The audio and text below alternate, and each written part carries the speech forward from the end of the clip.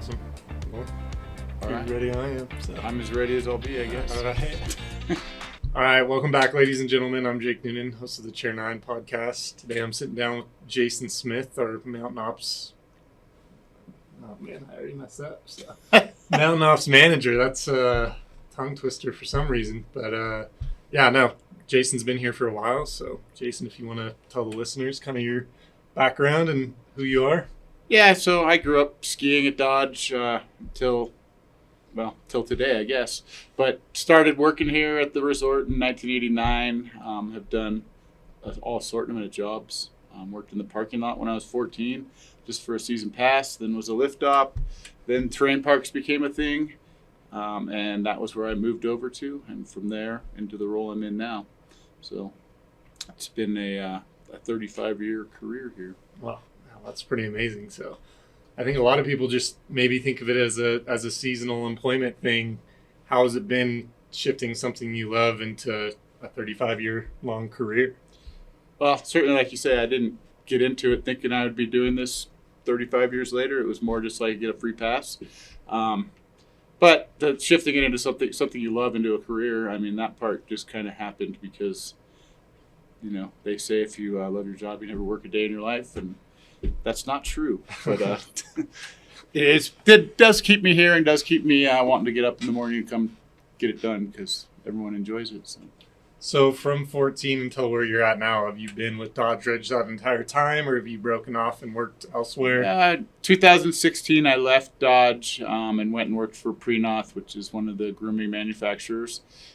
Worked for them for 5 years and then came back to Dodge Ridge in August of 21. Okay. What brought you back to Dodge from Prenoth? There's probably more than one factor. The first was that was right in the middle of COVID, and what I was doing for Prenoth was a lot of traveling, and traveling became a lot more work than it was fun. And then there was some changes happening here at Dodge with the new ownership coming in, and it was just time to come back to the home mountain and do what I love. Traveling was awesome. I got to see a lot of places, meet a lot of people, but my heart was still at Dodge Ridge. So. In that traveling, where all did you get to go, and kind of were you traveling, I'm assuming, for work then? And yeah, so I was ended up being the regional manager for the far west for Prenoth. So that territory covers from Southern California, basically up into Alaska. At points it had stopped in Oregon, but so my travel was a lot.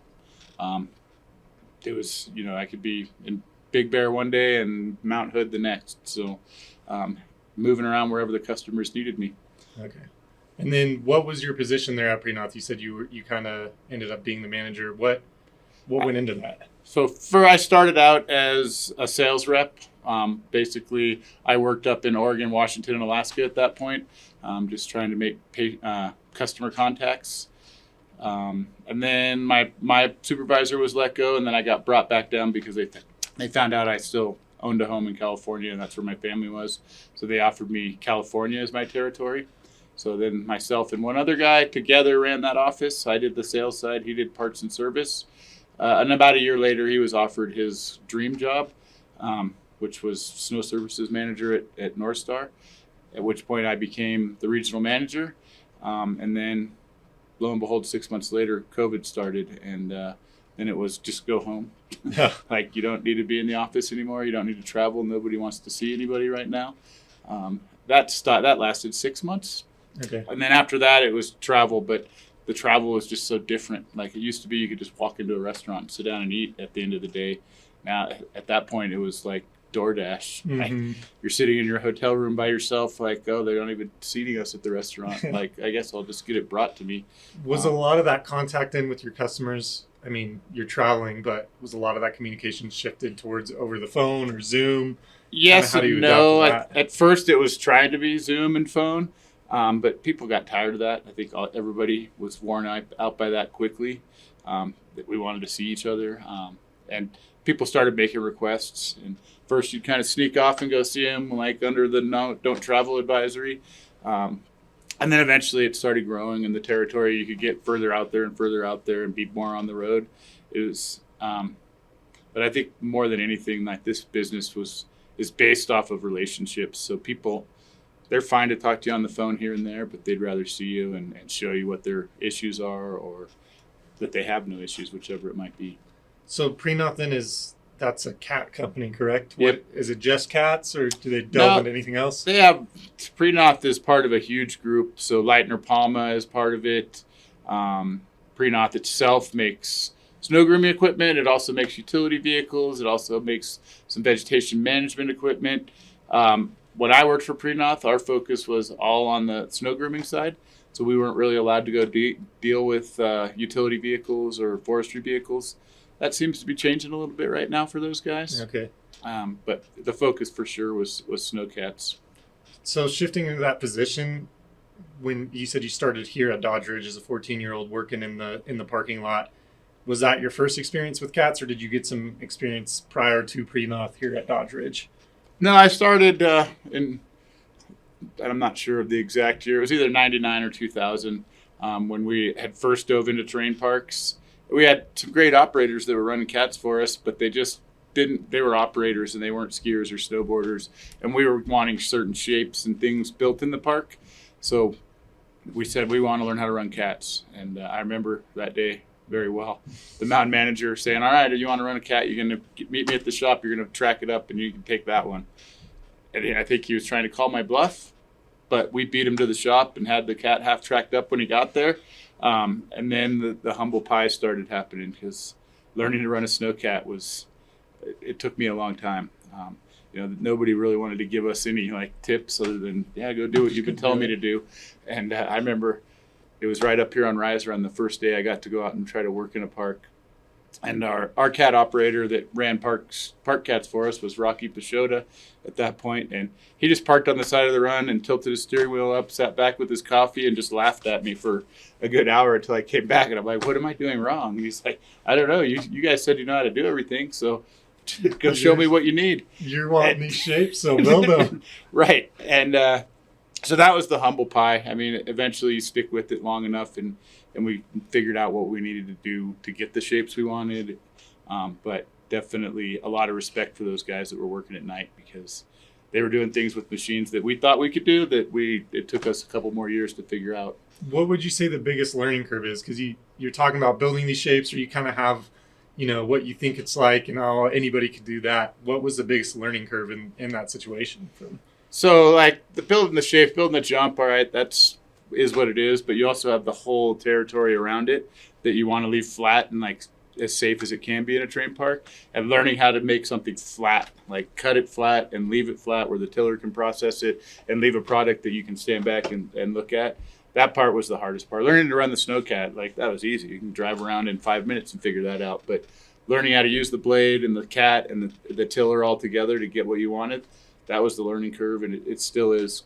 Even for someone that just goes out and free grooms one of our regular runs, there's a steep learning curve. And the hardest part of that, I think, is you're expected to leave a perfect product right from the beginning. And we've got some guys that have been here. I mean, Brian, our grooming manager's 25, 26, 27-year operator here.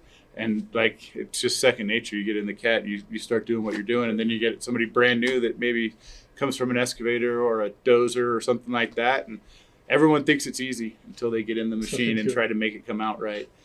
So the hardest part is knowing that you got to kind of bring these guys along with you and show them everything, and not just expect they're going to get it right out of the gate. Yeah, absolutely. Would you say it's fair to consider it as an art, or what would you consider it as? I mean, there's an art piece to it. I definitely an art to it, and it depends. There's lots of different pieces of that. Like a free groomer just out mowing the lawn, basically, but you want it to look great, and we expect perfection of ours. There's an art to that, and figuring out how to use all these different pieces together, because there's so many moving parts on the snowcat, and then you go apply that to a terrain park. And the hard part with that art is there's a lot of critics out there that are very critical of every piece of it and don't understand what goes in the backside to make it happen. Yeah. What would you say the biggest, so you're operating it, you're getting out there, you're building these parks, and you said it is an art, you're perfecting this art, shifting from that and being in the cat operating it to then going and working for Prenoth. Was it what you expected? Was there some things that popped up that you learned along the way? What was the biggest change from operating it to then being on the customer service side of things and making those relations? I mean, there's parts of it that, yeah, it was exactly what I thought it would be. The other part is you're oftentimes dealing with people or speaking with people that don't understand the art side of it, that they're just looking at, they want a perfect run for their guests to ski on, and what do you have that's going to help me get that? But you go meeting with the operators. I spent a lot of time with all the operators. You know, you're kind of wearing two hats. You're in the trenches with the guys, and then you're over here with the GMs and the executives, like trying to sell them what they need, or what you think they need. So that was the hard part for me, was definitely shifting from, like, I can fit right in with anybody in the grooming crews. That's easy. Yeah. But to go sit down across the desk and like talk numbers, and that's where, for me, that was the hardest part to learn. Do you think it builded to you now having this position that you do now where, I mean, correct me if I'm wrong, are you still out there operating the cats, or as the manager now, the mountain ops manager, are you more so managing the crew that you've built? More so managing the crew. The last couple of winters, I spent a lot of time with those guys. When we have good snowfall early, our hard part is we've got some new operators. Like I said, we expect perfection out of them, but we also have to give them some time to get to where they can give us what we're looking for. So I was out the last couple of winters helping them be just kind of a Band-Aid to get to where they got the training done for everybody else. This year I haven't spent more than probably an hour of the entire winter in it. Definitely been managing, like, what fire are we going to put out tonight? You know, we're moving snow. We're doing all these things to be ready for the next day and put out a good product. They definitely needed some help on the other side of making sure they had all the tools they needed to do their job. Yeah. So we have a winter a few years ago where it's record breaking. I'm sure that came with challenges itself, where it's like, yeah, we have all the snowfall, but you guys are having to manage it. You guys are the ones having to work with it.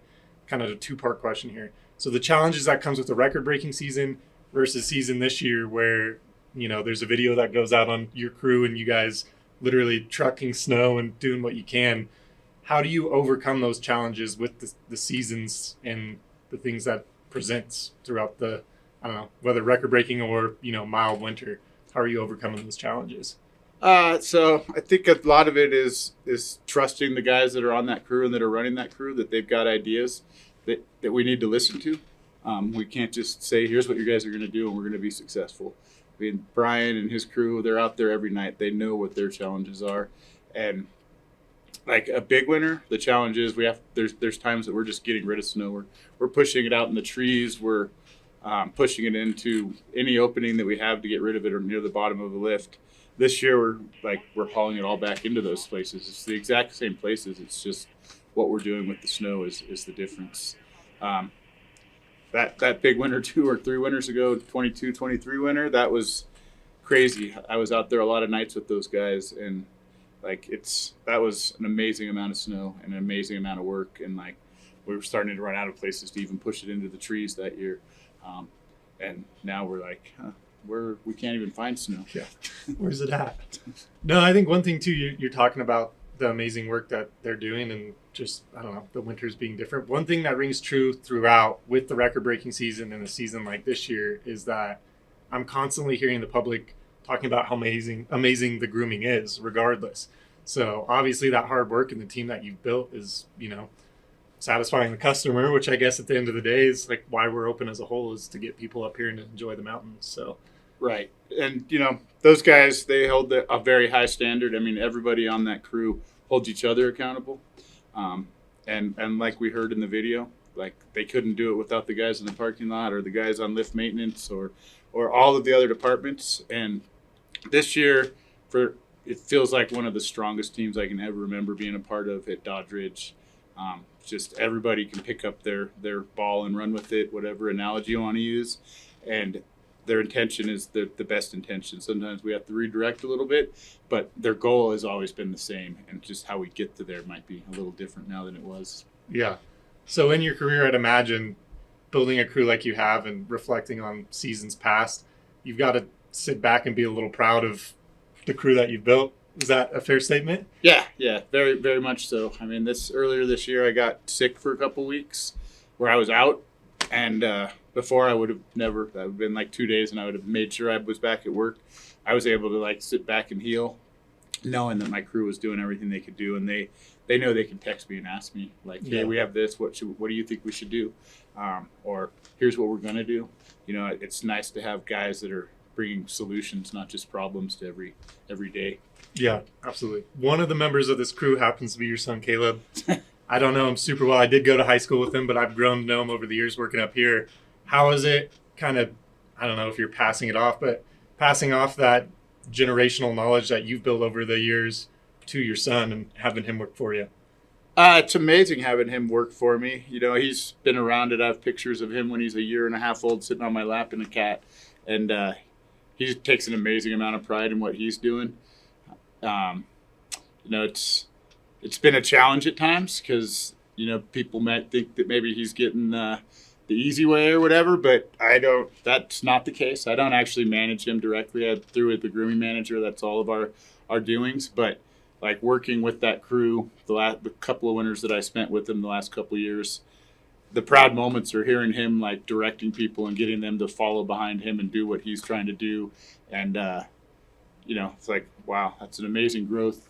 Like I can remember 3 or 4 or 5 years ago, like him and I just butting heads and like, how are you ever going to do anything? Like you're so hard headed, but he's taken that and used it as a superpower. I don't know if that's it, but he definitely, it's funny listening to him like call the grooming manager out if the grooming manager leaves something that's subpar to him. He's not afraid to speak his mind and tell somebody. And, you know, he definitely likes to not let anyone know that we're related. Like new guys come on the grooming crew, he's like, doesn't bring that up. It's not a tool for him. I think he actually would prefer that we weren't working together so he could be setting his own standards, but he's super successful, and we're super proud that he's done so well. Yeah, I can relate to that in a sense. I mean, when I'm not working here, I work in fire, and my dad did fire his whole career, is very well known, and just being a son in the same field, totally relate to Caleb as far as like not putting that out there. You don't want any favoritism, you don't want any special treatment. You want people to treat you no different than anybody else. So that's pretty incredible. So over this long course and, you know, now having your son here, you built a lot of memories. What are some of your favorite memories that have occurred here over your career? Let's see. I mean, I've met my wife here. Okay. So, and we've been married now almost 26 years. Did you guys meet out on the slopes riding or? No, we were both lift operators. Okay. You know, we were 18, 19 years old, somewhere in there when we met. So that's where we met up on Chair 5. That's probably the number one that holds the most weight. But I mean, there's so many different stories and things that have happened. I mean, I remember getting to push the button on the blaster when we were shooting stuff down in Chair 8. That was cool. Probably don't need to do any more than that. But let's see, what other stories? I mean, there's successful events like when we were on the forefront in terrain parks back in the early days when we had like the Superfly slope style going on here. Like there wasn't a lot of people doing big events like that. And no, it's maintenance. So like we didn't even have a terrain park, but we were having these freestyle events here. We had Super Park in 1998 here. That was a great time. And, you know, all those people were hanging out in Pinecrest partying every night, and we're young and having a good time then. So getting to meet all those professional athletes, they had a really rough go of it while they were here because it snowed almost every single day. Oh man! And it was awesome because they were back on Chair 8 before the lift was there, so it was just their zone to be having this terrain park. And so that's a pretty cool one as well. Talking with Alicia yesterday before 8 went in, and you could probably speak on this, they were offering cat rides out there. Did you have any part in that? Or no? I was still a lift operator at that point, so I'd see it go by and be super jealous because I wasn't get to go ski the new stuff with everybody. But no, I didn't have a part of that. Okay. So along with all these like great memories, somebody told me that you happened to be here when the lodge burnt down back in the day. If you could walk us through that story, I think that's pretty fascinating. Yeah, I remember. I mean, I don't remember the date. I remember the day. We were building our half pipe up on Center Bowl, so I was in all night. We're running a machine, pushing snow for that. Was sitting down for breakfast upstairs, and somebody came running in saying the lodge is on fire. And my first thought was like, "What are you talking about? We're in the lodge. There's no way the lodge is on fire." And then I'm like, oh man, my office is in the other lodge. And then I went outside, and there was 200-foot flames shooting out of the top of the building, and that building had a lot of memories. I spent an entire winter in that building as a child. When I broke my leg, that was where they went. There was the bunny den up there, and then that was where my office was, and had been in that building for a long time. So, very sad day. It was also a tribute to the strength of the team at Dodge Ridge, because we did open that day somehow. Wow. And the next day it was kind of weird. The uniforms all showed up that Heavenly gave us, so everybody out on the mountain that worked in that building had a Heavenly uniform on at Dodge Ridge. So that was weird. I'm assuming that's where all your guys' uniforms were in that building. Yeah, they went up in flames. Uniforms, skis, boards, everything. Wow. Frank Helm's dad had a collection of exotic animal heads in the building. Those all burned up. And at first we were fingered as where the fire started. Luckily, the fire inspector, luckily, it doesn't matter. The end result was the building was gone. But fire inspector found where the fire started, and it wasn't our office. But there was a while. I stayed all day that day just to find out where they thought the fire started, because it affected a lot of people's lives. Yeah, absolutely. We were in that building. The parking crew was in that building. Lift operations was in that building.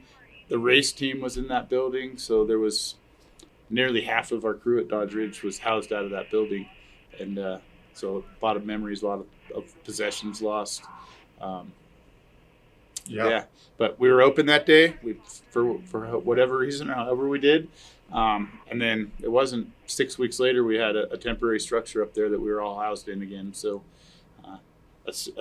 speaking to the strength of the ski industry and the people that work in it, we pulled it off. I was going to say, back then too, just speaking on the team that you have now and the team back then, you lean on each other and get through the tough times. And I think that's a great story that you could lean on each other and open that day, and you guys are all wearing Heavenly uniforms. But there's a picture of the lift operators out here at the bottom of 3, and they're all in their street clothes or whatever they came to work in that day. And in the background of the picture, you can still see smoke coming out of the building. And now we're getting ready to open and start loading people. It was definitely wow. Yeah. No, that's pretty wild. Not only the strength of the team here, but how cool of, other ski industries like Heavenly sending you guys that stuff and supporting you through a pretty tough time. Yeah, that's one of the great things about this industry. There's not a lot of industry that is willing to share their secrets back and forth, because it's going to help the next guy get a leg up. And that's the opposite. Everyone's always willing to help each other in the ski industry. Heavenly helps Little Dodge Ridge. It's pretty amazing. You pick up the phone if you have the connections out in the industry, and they're willing to help. A couple winters ago, I had a buddy. I couldn't find a turbo for a snowcat, so we called a buddy of mine at Bachelor, and he's like, "Yeah, I got one on the shelf. It'll be in the mail this afternoon. Just send me a new one as soon as you get it." Wow. And they don't need to help me any more than we need to help them. We're all going for the same thing, which is people having fun on the mountains. Yeah, that's amazing. And I'd imagine over 35 years, you've got plenty of stories like that, plenty of examples of people rallying together, whether it be here at Dodge Ridge or other people helping on the outside. And I'd imagine, that's got to be, again, circling back to the pride thing, you got to be pretty proud of the industry that you work in and the connections you made. So for sure. Awesome. Well, wrapping up here, if there's any other stories you want to share, or any shout outs that you want to give, anything of the sorts, feel free. No, I think we've given a big one to the Mountain Ops team. They are fantastic. We've really pulled together, and not that we're perfect, but we're that's what we strive for. Thanks for having me on. Absolutely, I appreciate you sitting down. So, and then just again the video that went out, tons of feedback on that. And you guys work odd hours and you're working through the night. I don't think a lot of people are seeing you guys out there, and so it's cool to see that light shed and the spotlight on you guys. Yes, there's definitely a lot that happens right when the doors close every day here to get ready for the next day. And those guys put a lot in, and they definitely work weird hours, 10 o'clock at night till whenever they get done in the morning every day. Yeah. So. No, well, thank you again. Really appreciate you sitting down. Incredible team that you built. Fantastic manager. So appreciate you hopping on, and hope everyone enjoyed the episode. So. All right. Well, thanks, Jake. Awesome. Appreciate it. Thanks, Jason.